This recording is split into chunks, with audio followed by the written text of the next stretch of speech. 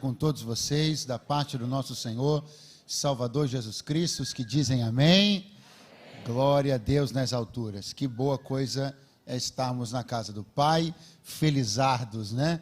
Hoje, uma vez que a gente faz ideia da quantidade de pessoas que não conseguiram chegar aqui devido a todos os fatores climáticos aí que acometeram a cidade hoje, mas nós encontramos possibilidade de chegar na casa do Senhor, e isso é muito, muito, muito bom. Eu quero ler com você a palavra do Senhor nosso Deus. Nós vamos ler 3 textos, isso não vai demorar. Se demorasse também não tinha o menor problema, porque não vamos ler o gibi, vamos ler a Bíblia, mas não vai demorar, só para te adiantar. E vai ser importante a leitura desses 3 textos para você possa compreender um caminho que pelo Senhor eu quero propor aqui para que possamos trilhar. O primeiro deles está no segundo livro dos Reis, capítulo de número 15, versículo de número 29. Segundo livro dos Reis, capítulo 15, versículo 29. Enquanto você termina a localização do texto, deixe eu aqui agradecer por esta noite poder estar aqui pregando, e também, se tratando do último compromisso que eu tenho neste ano, servindo aqui como pregador, né? Eu quero aproveitar e agradecer ao pastor Silas, ao pastor Gildo, por todo este ano de 2021, as tantas oportunidades que eu tive de estar neste púlpito aqui, e todas elas são graça, favor de Deus, e também um gesto poderoso de confiança da liderança da igreja, que eu quero publicamente honrar e agradecer por mais um ano onde eu pude servir aqui pregando a palavra de Deus. Deus seja louvado. Muito obrigado. Segundo livro dos Reis, capítulo 15, versículo 29. Você vai perceber que é uma lista de cidades. Então nós vamos ler juntos. Está escrito: nos dias de Peca, rei de Israel, veio de Tiglat-Pileser, rei da Síria, veio Tiglat-Pileser, rei da Síria, e tomou a Ijon, a Abel-Bet-Maaca, a Janoa, e a Quedes, e a Razor, a Gileade, e a Galileia, e a toda a terra de Naftali, e os levou à Síria. Eu grifo aqui com você a parte C, a menção da cidade da Galileia. Pois bem, vamos andar um pouquinho. Livro do profeta Isaías, capítulo de número 9. Livro do profeta Isaías, capítulo de número 9. Graças a Deus.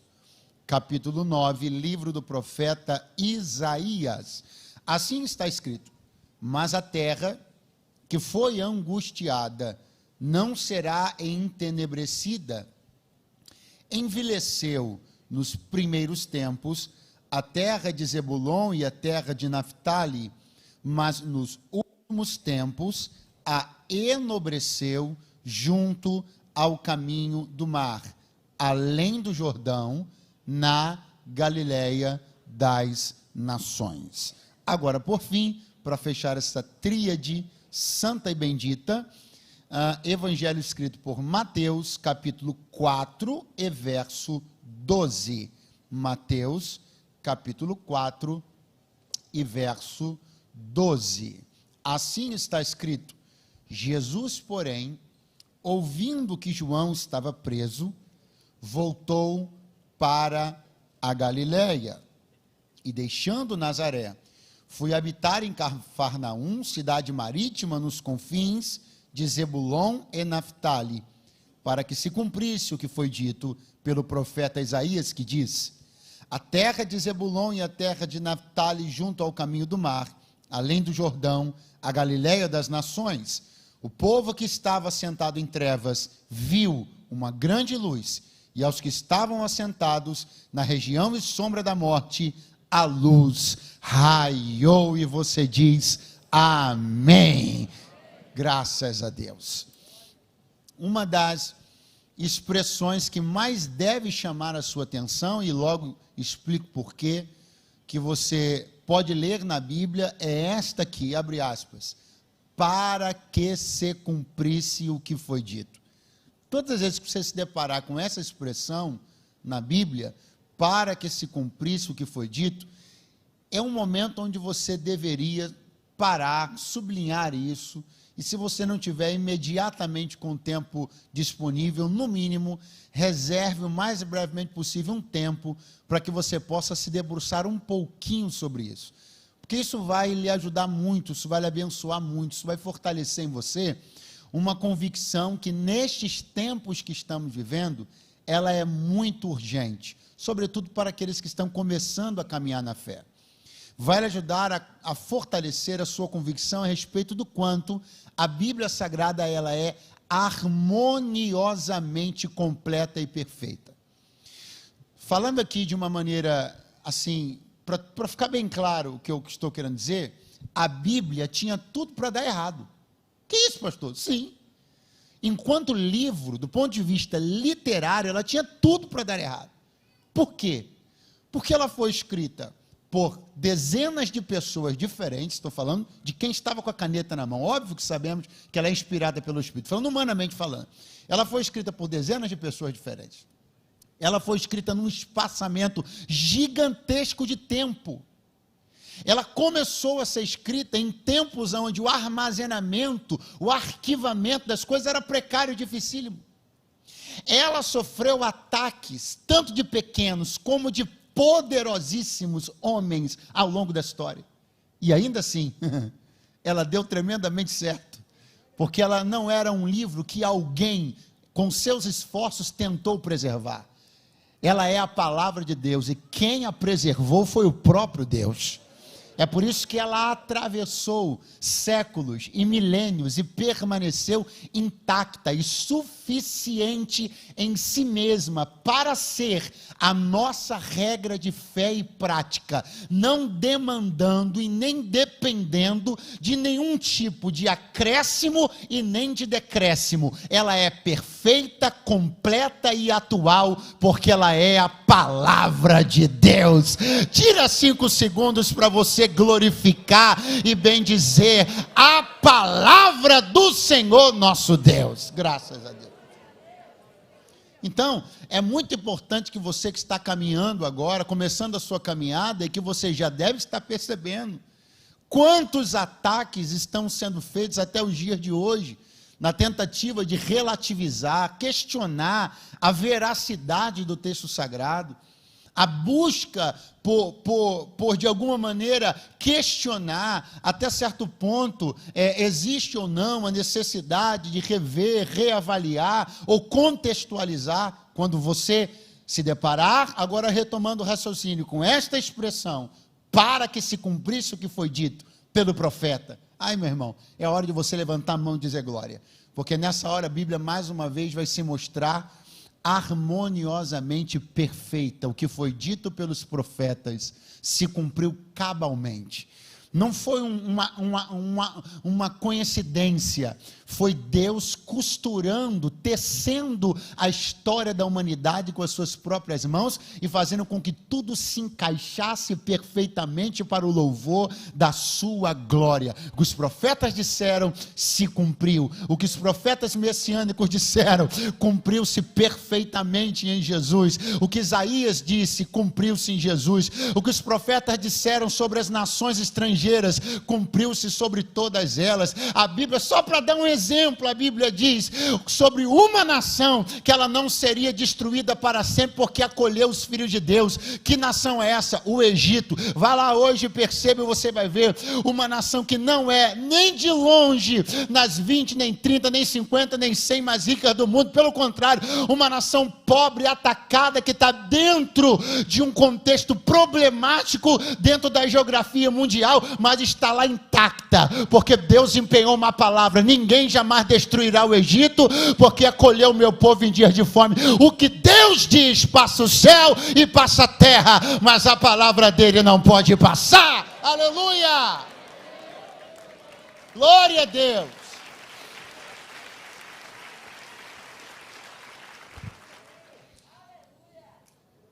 Então, quando o evangelista Mateus escreve para que se cumprisse o que foi dito pelo profeta, meu coração acelera. e eu penso sobre o que ele está falando. E quero caminhar nisso aqui com você esta noite. Nós lemos um primeiro texto no livro dos Reis, é um relato, um registro histórico importante sobre um tempo igualmente importante.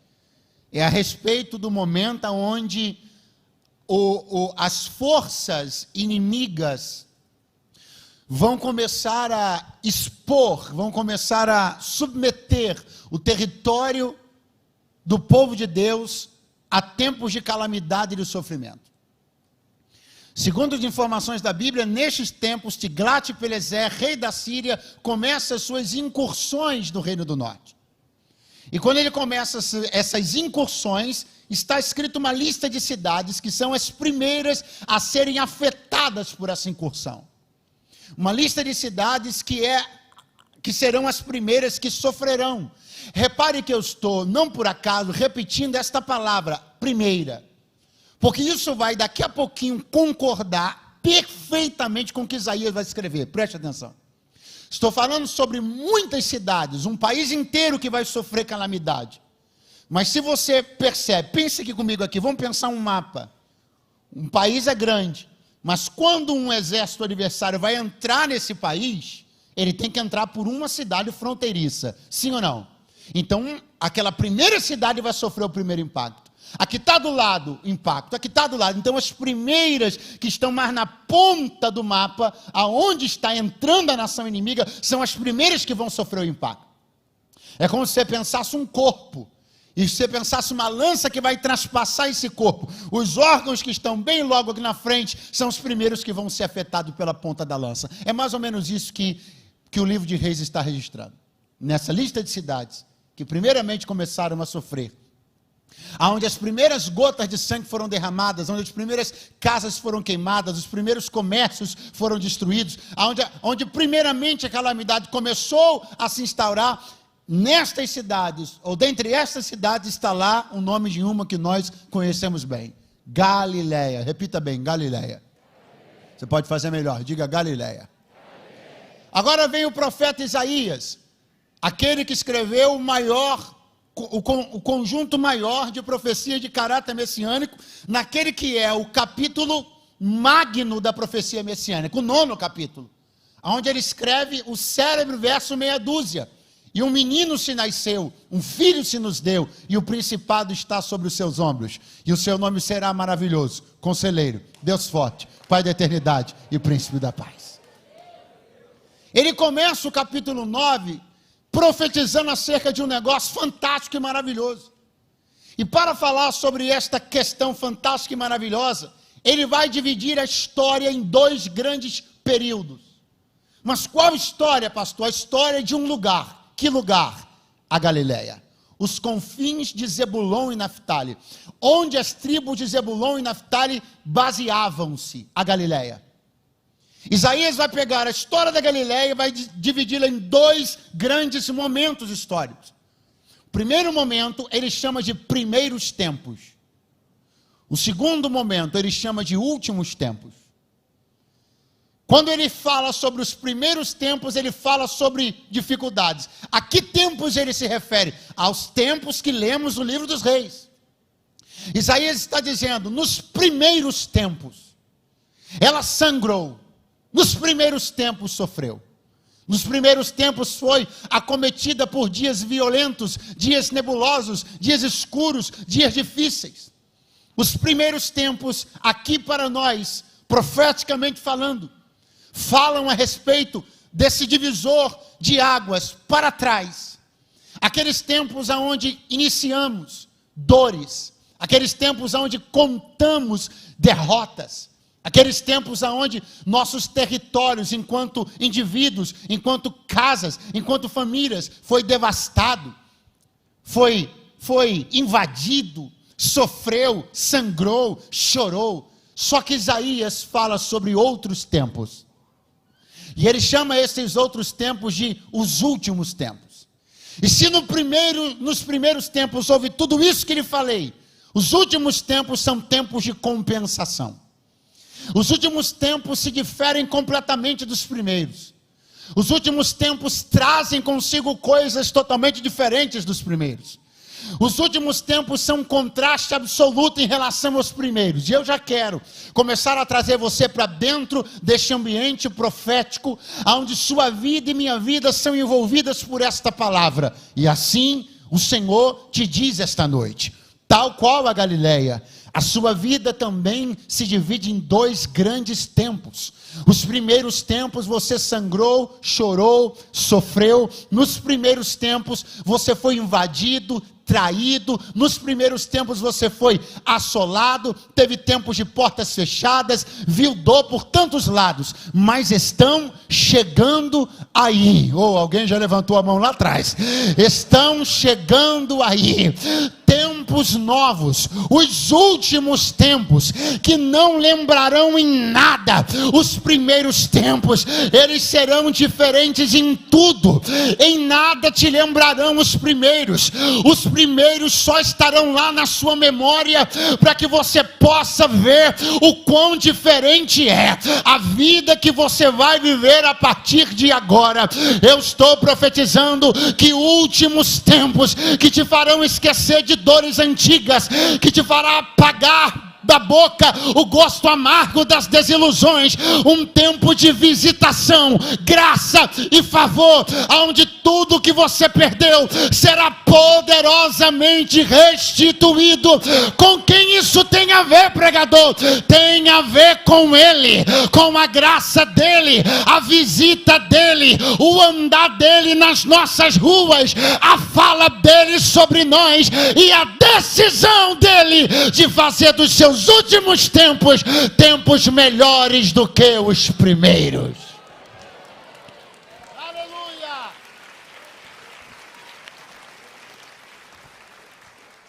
Mas a terra entenebrecida não será angustiada para sempre. Diz o profeta Isaías que nos últimos tempos, Deus, quem? Muito fraco, quem? A enobreceu junto ao caminho do mar. Olha o que Isaías está escrevendo: enobreceu. Isaías está profetizando: a decisão que Deus tomou foi de trazer nobreza para o lugar assolado. A decisão que Deus tomou foi de visitar com nobreza o lugar devastado. A decisão que Deus tomou foi de enobrecer. Eu queria que você degustasse essa palavra, que você mastigasse ela. Perceba e permita que o sentido puro, o sentido amplo dessa palavra entre no seu coração. Olha o que Isaías está dizendo: ele vai trazer nobreza. Se ele está trazendo nobreza nos últimos tempos, é sinal de que nos primeiros tempos não havia ali nada de nobre. Pelo contrário, o que havia ali em nada remetia à nobreza. Pelo contrário, remetia à desolação, pobreza, miséria. Mas ele tomou uma decisão.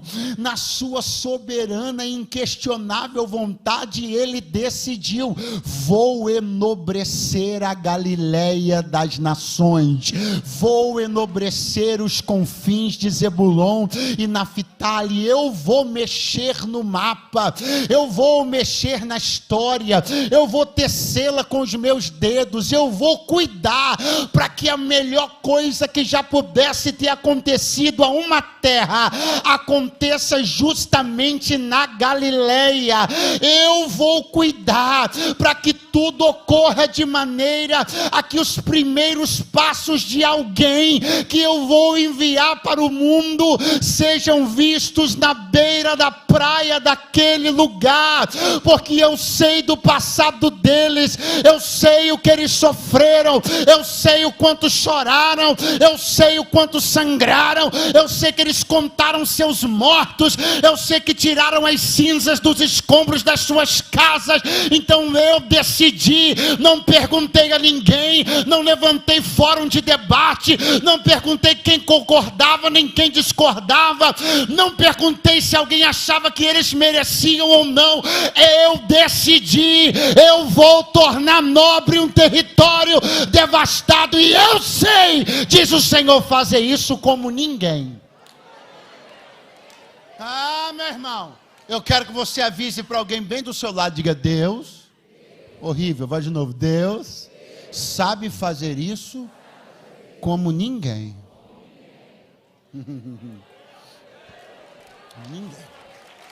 Ninguém.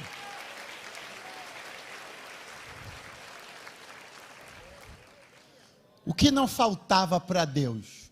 Recurso. Deus poderia ter se usado de qualquer recurso do universo para enobrecer a Galileia. Ele podia, por exemplo, ter dito assim para Isaías. Quem me ouve, diga amém. Isaías, eu vou enobrecer a Galileia. Senhor, como é que o Senhor vai fazer? Isaías, eu vou transformar a Galileia num polo de desenvolvimento científico e tecnológico. Ok. Alguém concorda que isso traria nobreza para a Galileia? Sim ou não? Mas Deus pode fazer uma coisa muito melhor que isso. Aí eu vou enobrecer a Galileia. Como é que o Senhor vai fazer isso? Eu vou tornar a Galileia um lugar de pessoas de notório saber. Vão haver gênio, vai ter gênio atrás de gênio na Galileia. E eles vão exportar intelectualidade para o mundo inteiro. Quem concorda que isso seria um gesto que enobreceria a Galileia? Diga amém, diga amém. Ou então o Senhor podia dizer: eu vou afetar a geografia da Galileia. E vou afetar de maneira que ela se tornará paradisíaca. E as pessoas do mundo inteiro quererão estar ali para ver as belezas naturais que ali haverão. Porque o que ali haverá, não haverá mais no mundo inteiro. Quem concorda que isso enobreceria a Galileia, diga amém. Mas Deus tinha uma ideia melhor. E qual foi a ideia de Deus? Isaías escreveu enigmaticamente a ideia de Deus com essas palavras: ele a enobreceu junto ao caminho do mar. E eu fico pensando, as pessoas por séculos lendo isso e dizendo: o que Deus vai arrumar no caminho do mar para trazer essa nobreza toda para essa cidade que há tanto tempo sofre? Aí está escrito em Mateus que João Batista foi preso. E quando João Batista é preso, Jesus decide mover-se. E a logística do seu ministério o empurra justamente para onde? Para dar uma volta na beira de uma praia. E junto ao caminho do mar, Jesus caminha e escolhe os seus primeiros discípulos. Isaías só disse assim: o plano perfeito de Deus vai acontecer na beira da praia. E todo mundo ficou por séculos esperando o que ia acontecer na beira da praia da Galileia, que ia mudar a história dela. Será que vão se achar aqui uma jazida de pedras preciosas? Será que como de repente um homem de veste absolutamente normal, de aparência normal, feição normal, andar normal, sandália normal, mas coração, mente e poder anormais, está simplesmente caminhando, e quem estava desligado olhando dizia: só um homem caminhando. Mas quem conhecia a profecia olhava e dizia: é Deus fazendo o que disse que faria. Pastor, onde você quer chegar? Já cheguei. A melhor e mais poderosa estratégia de Deus para trazer nobreza para qualquer pessoa, qualquer família e qualquer casa que traga um histórico de devastação, dor e lágrima é esta: é Ele é a maior das alternativas de enobrecimento de Deus. Ele é a maior oferta que Deus poderia dar. Ele é a maior entrega que Deus se dispôs a dar. Ele é o maior presente que uma cidade pode receber. É a maior presença que uma casa pode receber. É o melhor amigo que alguém pode ter. É o maior poder que esse mundo já viu. Eu tenho uma palavra para te entregar. Alguém vai pensar que não mudou nada, porque vai procurar mais dinheiro, talvez não ache, mais um carro na garagem também não ache, mas a profecia já se cumpriu. Sabe por quê? Jesus está caminhando lá na tua Galileia. Ele está caminhando na tua Galileia.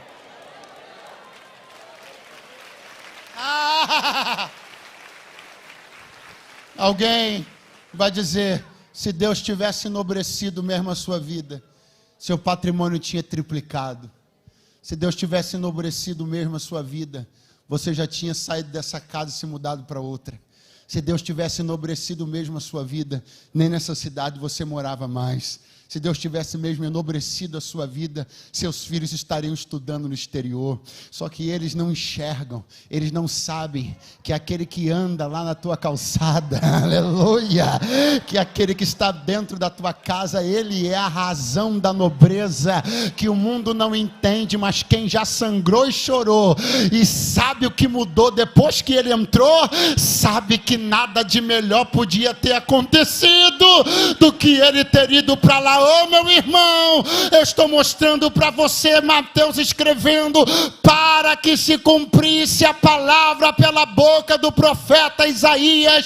João Batista foi preso e Jesus decidiu ir para Galileia, e passeando pela beira do mar, escolheu os seus primeiros discípulos. Tudo está no controle dele, e ele está tecendo habilmente a história para aquele momento que eu profetizo que está chegando, os últimos tempos, tempos melhores para tu e para tua casa. Quem acredita se expressa da maneira mais barulhenta que você puder. Oh, glória.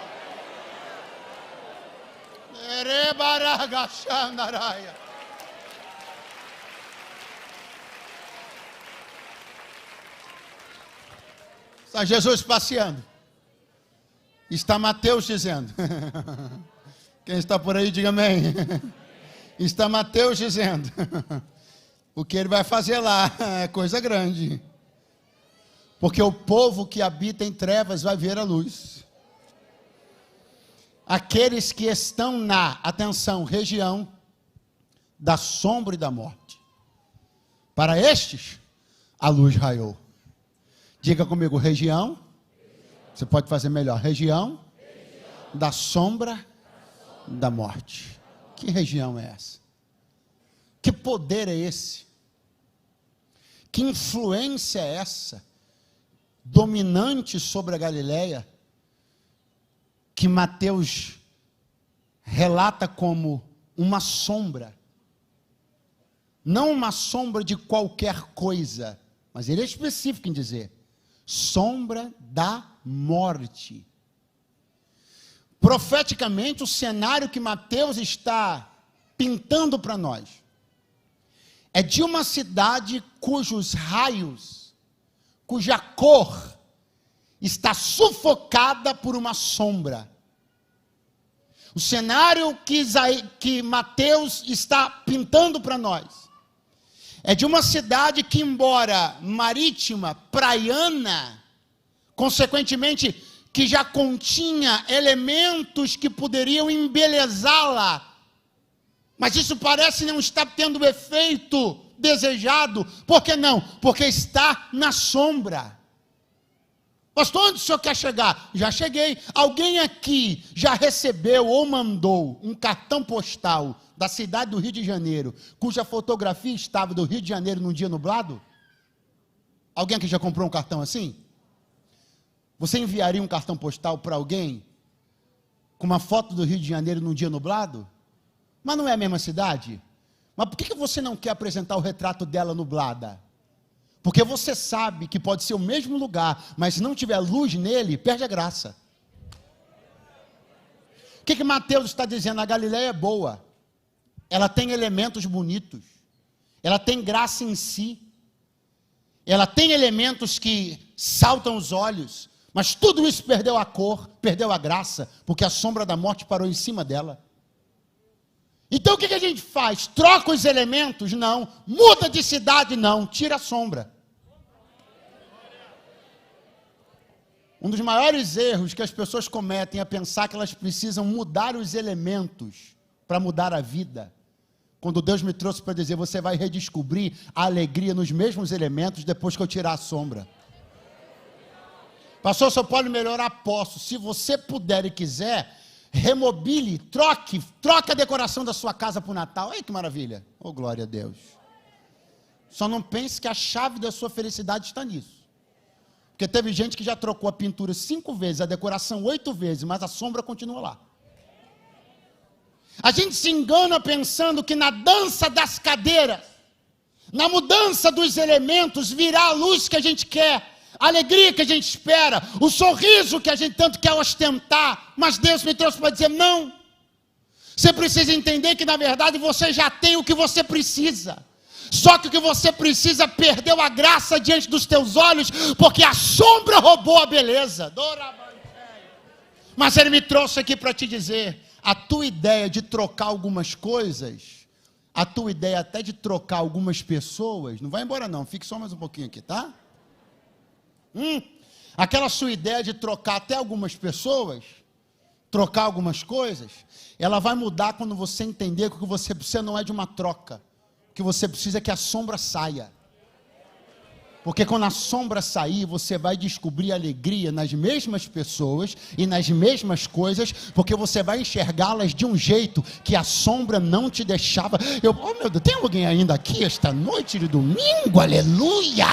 Levante a mão mais alto que você puder, porque eu estou profetizando que ainda essa semana vai ter sorriso voltando lá na tua casa, porque você vai redescobrir a beleza ofuscada pela sombra no teu casamento. Ainda essa semana vai ter foto de pombinho de mandada, porque assim te diz o Senhor, tu não precisa de outro marido e nem de outra mulher, tu precisa que eu arranque a sombra de dentro da tua casa e que tu redescubra a paz e a felicidade. Ou tem alguém para crer comigo nesta palavra? Troca isso, troca aquilo outro, e o que você espera não vem.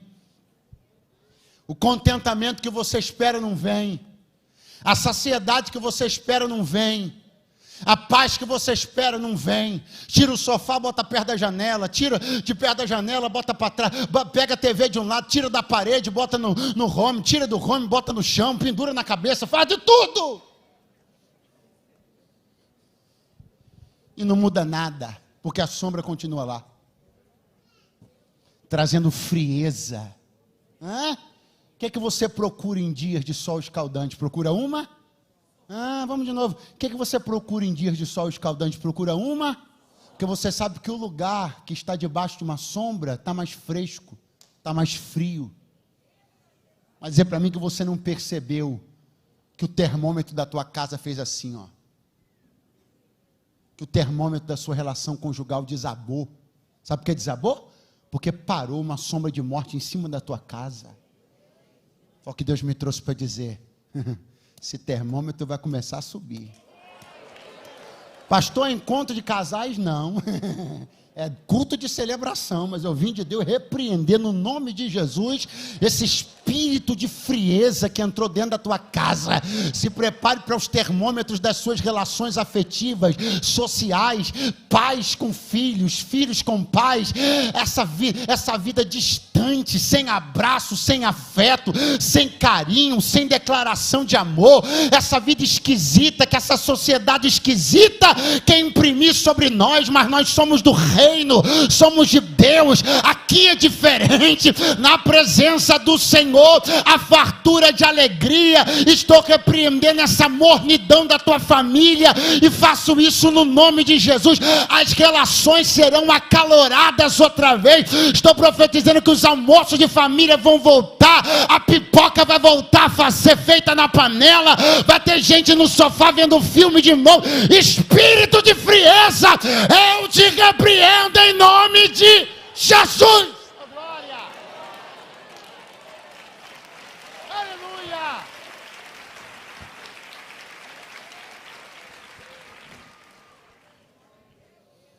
Sombra da morte. Já encerro. Sombra da? Sombra da? Então o que é que parou na frente da luz? A morte. O que é a sombra? A sombra é resultado de alguém ou de alguma coisa que está posicionada justamente na direção aonde um facho de luz está sendo projetado. Aí se você para ali e põe a mão, por exemplo, a sombra que vai aparecer é sombra de quê? De pé? A sombra de mão, sim ou não? Por quê? Porque quem é que parou na frente da luz? A sua? Mas se você tirar a mão e botar o pé, a sombra vai ser de quê? De pé ou de mão? Porque o que parou na frente da luz? Então, Mateus está dizendo, a sombra é da morte. Então, quem foi que parou na frente da luz? Quem parou na frente da luz?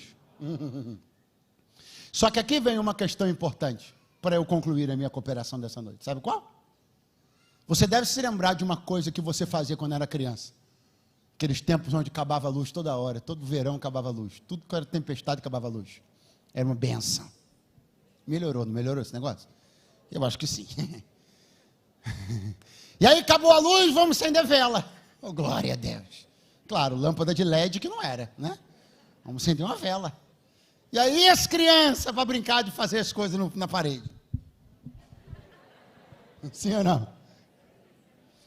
E todas as vezes que uma sombra é projetada na parede, se tivesse uma criancinha menor, que não tivesse ainda condição de perceber que aquilo ali estava sendo gerado por alguém que estava fazendo uma coisa na frente da vela, o que a criancinha lá fazia? Ia lá tentar? E consegue? E se quiser matar a pombinha, mata. Porque o único jeito de você afetar o que acontece na sombra não é lutando contra a sombra.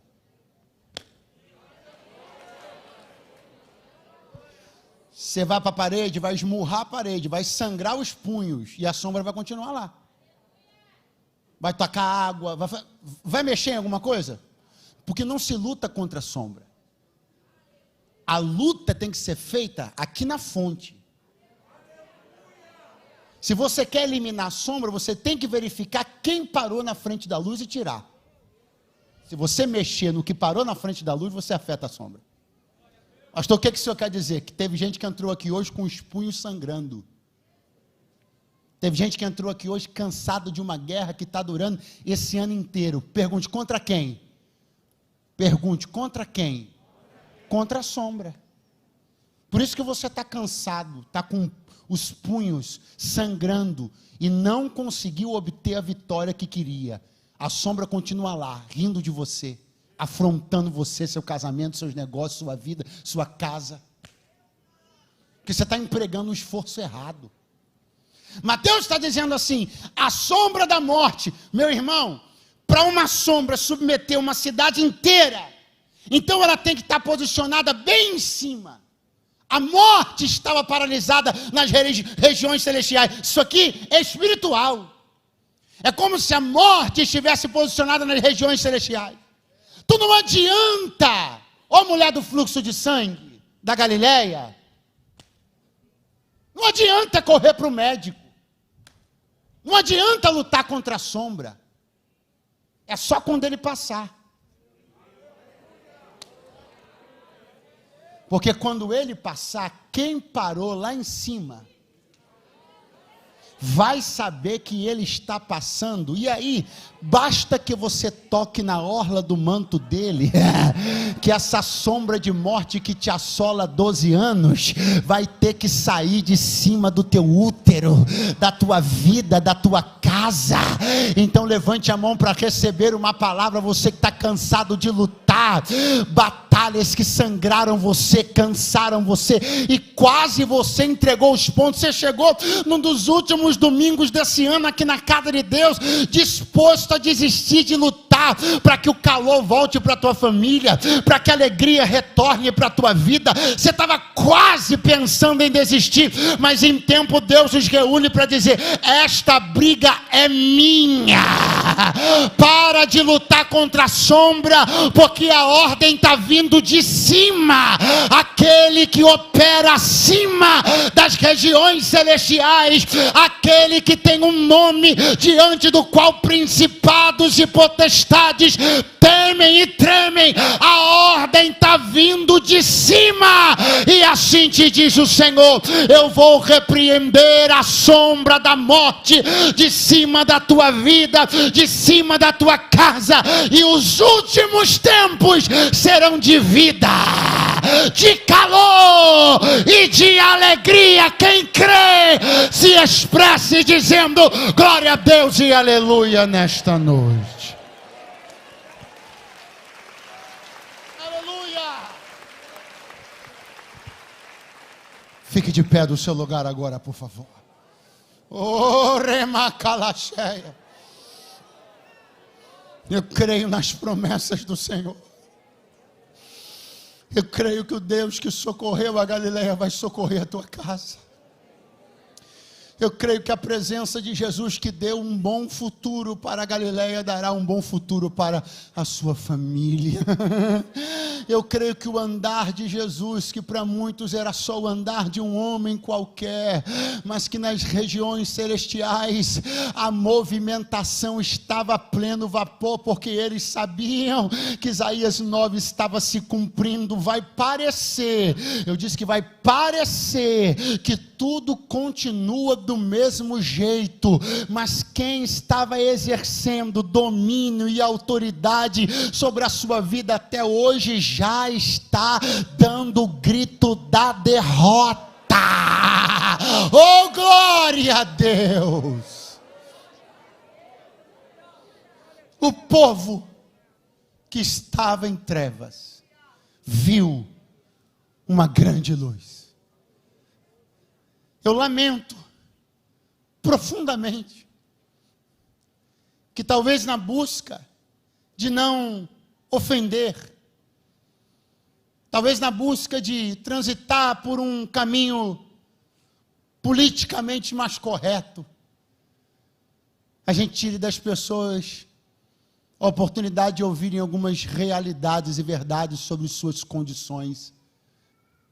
Talvez a fala de Mateus pareça agressiva para alguns, mas eu preciso dizer para alguém que está me ouvindo esta noite aqui: você tem vivido nas trevas, tem caminhado um caminho de trevas, mas para você, assim como um dia para mim, assim como um dia para a maioria dos que estão aqui, pode hoje brilhar a luz. Pastor, eu penso que isso seja desconfortável de ouvir, mas como eu poderia mudar as palavras de uma das maiores profecias messiânicas da Bíblia? Como eu poderia usar eufemismos para, de alguma maneira, mudar aquilo que está na Bíblia? Um homem que não consegue reconhecer sua real condição, não conseguirá clamar pelo real perdão. Um homem que não consegue enxergar a realidade da sua condição diante de Deus, como ele se humilhará diante de Deus, se ninguém disse para ele a verdade de como ele está diante de Deus? Isso não faz de você pior. A única coisa que difere você que está me ouvindo de alguém que está na sua direita ou na sua esquerda, é que nós decidimos, clamamos e desejamos um dia para que essa luz brilhasse para nós. E ela nos arrancou de densas trevas. Não sou eu, é a Bíblia que diz que Ele nos resgatou, não de um império de meia luz, mas de um império de trevas, e nos transportou para o reino do Filho do seu amor. Hoje você pode ser retirado deste lugar de desesperança, desilusão, de medo, esse lugar escuro onde o futuro para você é no máximo o próximo fim de semana, e ser colocado na convivência do reino do Filho do amor de Deus Pai, onde a esperança permeia as relações. A nossa fala é fala de esperança, nosso grito é de esperança, o glória a Deus é de esperança. Levanta pela manhã com esperança, vai dormir com esperança. Você pode continuar exatamente no mesmo lugar, ou você pode decidir que para você também, a luz do Evangelho, deste Jesus que estou pregando aqui, possa brilhar para você. Ele está dizendo: eu estou disponível para, assim como um dia eu fui visto andando pelas ruas da Galileia, na beira do mar, eu possa ser visto também na sua casa, possa ser visto também na sua família. Ainda hoje você pode ser visto andando comigo pelas ruas da Penha. Nós podemos sair daqui juntos. Você entrou sozinho, mas não precisa sair sozinho. Pastor, eu sou alguém. Eu sou alguém que precisa e quero que esta luz que o Senhor pregou aí brilhe para mim.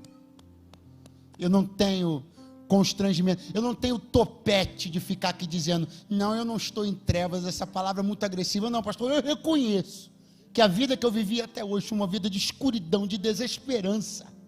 Mas eu opto pela luz. Eu quero a luz. Eu quero que este evangelho, que atingiu, impactou, salvou pessoas que eu conheço, pessoas da minha família, gente do meu trabalho, eu vejo a mudança neles. Eu quero que essa mudança chegue para a minha vida também. Você quer? Aonde está alguém entre nós aqui essa noite linda de domingo, aonde num dia, aonde você tinha tudo para não ter chegado, você chegou? Você quer fazer uma aliança com Deus hoje? Você quer entregar a tua vida para Jesus? Você quer que a luz brilhe para você? Você quer que Ele te resgate de onde você estiver? E não importa o quão longe dEle você esteja. Você quer que Ele te traga para perto dEle hoje? Me dá um sinal com a tua mão, onde você estiver. Você pode sair do seu lugar, se mover pelos corredores com liberdade, porque nós estamos esperando você. Tem um querido que chegou aqui na frente. Você pode dizer glória a Deus? Pode dizer aleluia? Aonde você estiver, de onde você estiver me ouvindo, pode sair do seu lugar agora e vir aqui. Você quer fazer uma aliança com Deus hoje? Você quer que a luz do evangelho brilhe para você? Você quer deixar lugares de escuridão e medo? E quer que a sombra seja arrancada de cima da tua vida e da tua casa? Venha fazer uma aliança com Deus agora. Venha de onde você estiver. Pode se mover do seu lugar. Eu estou esperando você. Você pode estar na esquerda, no meio, na direita, onde você estiver. Deus te abençoe, querido. Onde você estiver, pode vir. Nós estamos esperando por você. Enquanto você está caminhando, que eu creio que você já começou a caminhar, eu quero dizer que para aqueles que um dia a luz já brilhou, mas que eles mesmos, com seus próprios pés, procuraram de novo o caminho das trevas, de novo o caminho da escuridão. Mas se hoje você quer voltar para a luz, se você quer fazer uma aliança, quer ter um reencontro com Deus, restaurar a aliança que um dia você firmou no altar, esse convite também é para você. Onde está alguém que está afastado de Jesus e da igreja? Quer voltar para a casa do Pai nesta noite? Me dá um sinal com a tua mão agora. Você não está aqui hoje por acaso. Você está morrendo de saudade de Jesus e da igreja. Você só não tinha coragem de admitir isso até hoje. Mas vai admitir isso agora. E vai ser a admissão mais bonita que você já fez na sua vida. Me dê um sinal com a mão e venha para o altar agora. Pode vir, querida. Deus te abençoe. Deus te abençoe. Deus te abençoe. Hã? Última chamada. Lembra da última chamada? Aquela que você de vez em quando tinha que pegar uma. Última chamada? Venha para a última. É a última chamada. Eu já estou devolvendo a palavra ao pastor Gilton. É o tempo dele chegar aqui, pegar o microfone e orar pelos felizardos que assumiram o seu lugar no altar hoje. Venha. Jesus está esperando você para um reencontro. Jesus está esperando você para remover as sombras e para declarar que a luz brilhe para você hoje. Isso, tem mais gente chegando por ali.